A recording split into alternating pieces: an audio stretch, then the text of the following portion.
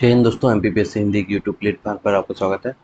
तो हम लोग देखने वाले हैं आज एमपी इकोनॉमी, जो कि पेपर 3 है। तो उसका पार्ट 3, पेपर 3 का यूनिट 3 हम लोग देख रहे थे।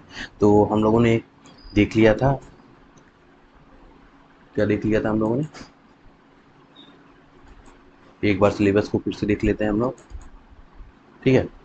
तो हम लोगों ने मध्य प्रदेश में राज्य घरेलू उत्पाद और प्रति व्यक्ति आय में वृद्धि, हम लोग पेपर 3 का देख रहे थे। पेपर 3 का यूनिट 3, ठीक है।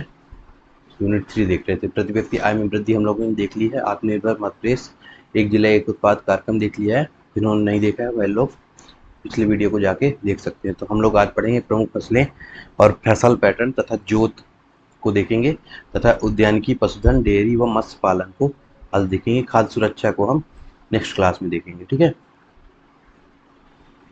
तो हम लोग देखते हैं, ठीक है।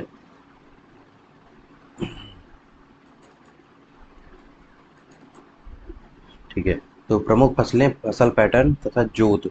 तो प्रमुख फसलें मध्य प्रदेश की कौन कौन सी हैं यह देखते हैं। तो सोयाबीन मध्य प्रदेश की प्रमुख फसल है। गेहूँ सर्वाधिक बोया जाता है, इसके लिए कृषि कर्मण अवार्ड भी मिल चुका है। चावल है, सरसों है, ज्वार है और चना है। तो मध्य प्रदेश की प्रमुख फसल कौन कौन सी है? यह 6 प्रमुख फसलें हैं। उनमें से और भी हैं, पर मध्य प्रदेश में सर्वाधिक यही बोई जाती है, ठीक है। तो प्रमुख फसलें क्या हो गए? सोयाबीन, गेहूँ, चावल, सरसों, ज्वार और चना। फसल पैटर्न क्या है? फसल पैटर्न के बारे में देखते हैं। तो फसल पैटर्न क्या होता है कि कौन कौन सी फसलें बोई जाती हैं तथा उनको कब कौन सी फसल बोई जाती है, इस बारे में वो करना है, लिखना है या फिर पता करना है, ठीक है। खरीफ की फसल कौन सी है? खरीफ की फसल कब बोई जाती है? जुलाई माह में, जून जुलाई माह में बोई जाती है। कटाई और उसे काटा कब किया जाता है? अक्टूबर से नवंबर, नवंबर दिसंबर के माह में काट लिया जाता है उसे, ठीक है ना। खरीफ की फसलें कौन कौन सी होती हैं? चावल, ज्वार, बाजरा, मक्का, मूंग, मूंगफली, गन्ना, सोयाबीन और कपास से जो है तो मध्य प्रदेश की खरीफ की फसलें हैं, ठीक है ना। अ, खरीफ की फसलें हैं मेन, और ये तो बोई पूरे भारत में जाती है, ठीक है। तो खरीफ की फसलें कौन कौन सी हैं यह है, ठीक है। और रबी की फसलें कौन कौन सी हैं? तो गेहूँ, आलू, मटर, चना, अलसी, सरसों, जौ रबी की फसलें मध्य प्रदेश की हैं। और इनकी बुआई कब की जाती है? अक्टूबर से दिसंबर माह में की जाती है। और कटाई कब की जाती है? मार्च से अप्रैल में इसकी कटाई कर ली जाती है, ठीक है। तो यह हो गया जोत क्षेत्र। ये जो लिखा हुआ है जोत, तो जोत क्षेत्र, जोत मतलब होता है कहाँ कहाँ इसकी कौन सी फसल जो जोता जाता है, या फिर फसल की क्षेत्र कौन कौन से हैं, ठीक ना, वहाँ पे कौन सी फसल बोया जाता है। तो ये एक मैंने बनाया है, मैप बनाया है। तो उसे मैप को ध्यान ना देते हुए सिर्फ ये है ना, रफ मैप है। तो मैप में ज़्यादा ध्यान ना देते हुए सिर्फ ये देखेंगे कि कौन सी फसल कहाँ पे बोई जाती है, ठीक है। तो कौन सी फसल देखिए, उत्तर में कौन सी फसल बोई जाती है? ज्वार गेहूं का क्षेत्र है। तो यहाँ पे ज्वार गेहूं का क्षेत्र है। तो इसे 5 फसल क्षेत्रों में, 1 2 3 4 5 फसल क्षेत्रों में मध्य प्रदेश को बांटा जाता है। ज्वार गेहूं का क्षेत्र उत्तर में है, ज्वार कपास का क्षेत्र पश्चिम में है, गेहूं का क्षेत्र मध्य वाला क्षेत्र जो होता है गेहूं का क्षेत्र है।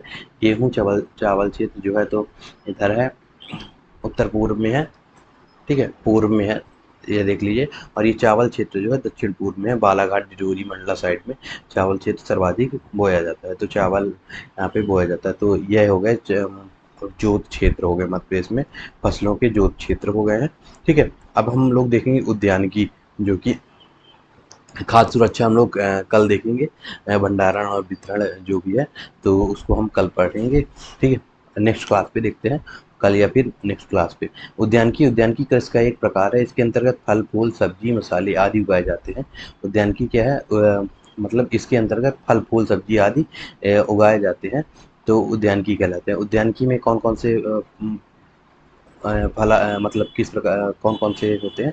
एक खाद्य होते हैं, एक अखाद्य होते हैं। खाद्य में मतलब सब्जियां, और अखाद्य में फूल जो होते हैं वो अखाद्य है। तो उद्यानिकी महाविद्यालय कहाँ है? मध्य प्रदेश में मंदसौर में उद्यानिकी महाविद्यालय मंदसौर में है।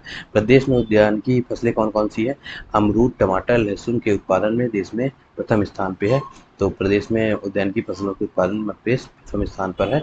यह चीज़ें लिख देंगे। प्रदेश भारत का प्रमुख फसल उत्पादक देश है, मंदसौर है। मंदसौर में धनिया होती है सर्वाधिक, और नीमच, खसरबस, बेड़िया की मिर्च होती है मंदसौर में। ठीक है। प्रदेश भारत का प्रमुख मसाला उत्पादक देश भी है, यह ध्यान रखेंगे आप लोग। वर्तमान स्थिति क्या है? राज्य की आर्थिक स्थिति, आर्थिक समीक्षा 2020-21 के अनुसार 2019-20 में प्रमुख साग सब्जी फसलों का उत्पादन 140.43 लाख मीट्रिक टन था। मसाला का उत्पादन 42.57 लाख मीट्रिक टन था। पुष्पों का उत्पादन 3.81 लाख मीट्रिक टन था। थोड़ा सा इसकी शायद आर्थिक समीक्षा 2022-23 भी आ चुकी है, तो इसको देख लेंगे। थोड़ा सा अपडेट नहीं कर पाया मैंने। ठीक है। आर्थिक समीक्षा में आप लोग देख लेंगे, कोई भी वीडियो यूट्यूब पे सर्च करेंगे तो आर्थिक समीक्षा का आ जाएगा, उसमें यह चीज़ें देख सकते हैं। ठीक है। उद्यानिकी का क्षेत्र काफ़ी व्यापक एवं विस्तृत है। इसके भविष्य में और भी व्यापक होने की संभावनाएं हैं। जैसे इसमें क्या क्या हो सकता है? फल सब्जियों की बढ़ती हुई मांग की पूर्ति करना, इसकी संभावना है। ठीक है। उद्यानिकी उत्पादों का निर्यात बढ़ाना। ठीक है। प्रदेश में विविध प्रकार की जलवायु की उपलब्धि, उद्योग धंधों में उद्योग धंधों में उद्यानिकी फसलों की बढ़ती हुई मांग। ठीक है। उद्यानिकी के क्षेत्र में शिक्षा एवं शोध का विकास। ठीक है। जनमानस के पोषण एवं पर्यावरण के प्रति बढ़ती जागरूकता, यातायात के साधनों में वृद्धि।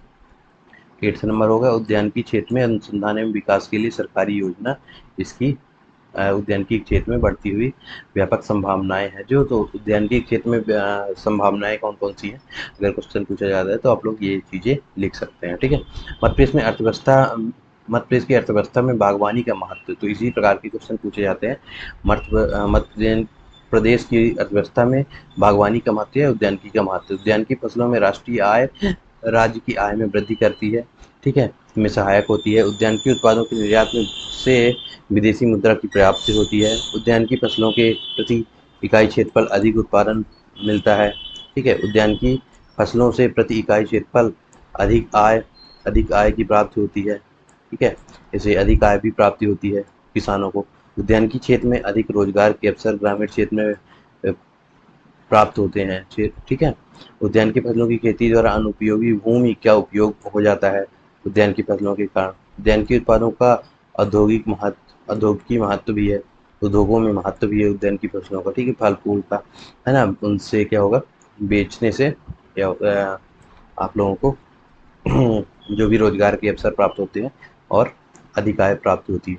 उद्यानिकी से संबंधित समस्याएं, अच्छी बीज व खाद को उपलब्ध न होना। समस्याएं क्या है? अच्छी बीज व खाद का उपलब्ध न होना उद्यानिकी से संबंधित, सही समय पर पानी न दिया जाना, जलवायु संबंधित समस्या है, उद्यानिकी संबंधित जानकारी का अभाव भी है मध्य प्रदेश में। ठीक है। इस प्रकार से मध्य प्रदेश में उद्यानिकी संबंधित समस्याएं हैं। मध्य प्रदेश सरकार के प्रयास क्या किए जा रहे हैं उद्यानिकी क्षेत्र में? 2005-06 में मध्य प्रदेश में राष्ट्रीय बागवानी मिशन का प्रारंभ किया गया है। 2005-06 में। ये प्री के लिए भी इम्पोर्टेंट है, सरकारी प्रयास के हैं तो ये याद रखेंगे। 2005-06 में मध्य प्रदेश में राष्ट्रीय बागवानी मिशन प्रारंभ किया गया है। 10वीं पंचवर्षीय योजना के दौरान बागवानी को प्रोत्साहन दिया गया है। 51 जिलों में यह लागू है। 6.30 लाख 6.30 लाख हेक्टेयर क्षेत्र बागवानी क्षेत्र के अंतर्गत आता है। मध्य प्रदेश संचालनालय उद्यानिकी एवं प्रक्षेप वानिकी संस्थान 1982 में स्थापित किया गया है मध्य प्रदेश में। ठीक है। राष्ट्रीय उद्यानिकी मिशन 2006-07 प्रारंभ किया गया है। तो इसे आप लोग याद रखेंगे कि मध्य प्रदेश के सरकारी प्रयास क्या क्या है। ठीक है। मध्य प्रदेश के सरकारी प्रयास पूछा जाता है, मध्य प्रदेश के उद्यानिकी क्षेत्र में सरकारी प्रयास क्या है, तो आप लोग यह 5 पॉइंट लिख देंगे। ठीक है। 7 नंबर का क्वेश्चन, तो उद्यानिकी का क्या लिखेंगे? उद्यानिकी की परिभाषा लिख देंगे, जैसे ऊपर लिखा हुआ है ना। ये उद्यानिकी कृषि का एक प्रकार है। इसके अंतर्गत फल फूल सब्जी मसाले आदि उगाए जाते हैं। उद्यानिकी में खाद्य और अखाद्य आते हैं। फिर उसके बाद आप लोग ये लिख देंगे। ठीक है। और वैसे सरकारी प्रयास, पशुपालन एवं डेयरी दिया हुआ है। तो ग्राम परिभाषा क्या है इसकी? ग्रामों, शहरों व डेयरी फार्म बनाकर पशुपालन करके आय प्राप्त करना या बस घरेलू उपयोग हेतु दूध प्राप्त करना पशुपालन कहलाता है। ठीक है। मध्य प्रदेश में 40.6 मिलियन पशुओं की संख्या पशु गणना रिपोर्ट 2019 के अनुसार हो गई है। मध्य प्रदेश में गाय की नस्लें कितनी है? मध्य प्रदेश में कुल पशुधन का लगभग 51% गोवंश है। मध्य प्रदेश में गाय की प्रसिद्ध नस्लें विभिन्न जिलों में पाई जाती हैं। निमाड़ी गाय, निमाड़ की रानी कही जाने वाली निमाड़ी गाय निमाड़ क्षेत्र के खंडवा खरगोन जिलों में पाई जाती है। निमाड़ी गाय कहाँ पाई जाती है? खंडवा खरगोन जिलों में पाई जाती है। मध्य प्रदेश की सर्वाधिक दूध देने वाली गाय है मालवी गाय, मालवा की रानी कही जाने वाली मालवी गाय मालवा क्षेत्र के शाजापुर, राजगढ़, मंदसौर जिलों में पाई जाती है। ठीक है, यह लिख देंगे। भैंस की नस्लें, मध्य प्रदेश में कुल पशुधन का 21% भैंस है। भैंस की नस्लें कौन सी है? कौन कौन सी हैं? तो मधवारी भैंस है। मध्य प्रदेश में भैंस की प्रसिद्ध देसी नस्ल मधवारी, ग्वालियर और भिंड मुरैना में पाई जाती है। ठीक है, मधवारी भैंस की नस्लें कौन कौन सी है? मधवारी भैंस है। आगे कौन सी है? बकरी की नस्लें, मध्य प्रदेश में कुल पशुधन का 24% बकरियां हैं। ठीक है, 24% कौन है? बकरियां हैं। जमुनापारी बकरी, मध्य प्रदेश में बकरी की प्रसिद्ध देसी नस्ल जमुनापारी भिंड जिले में पाई जाती है। यह लिख देंगे।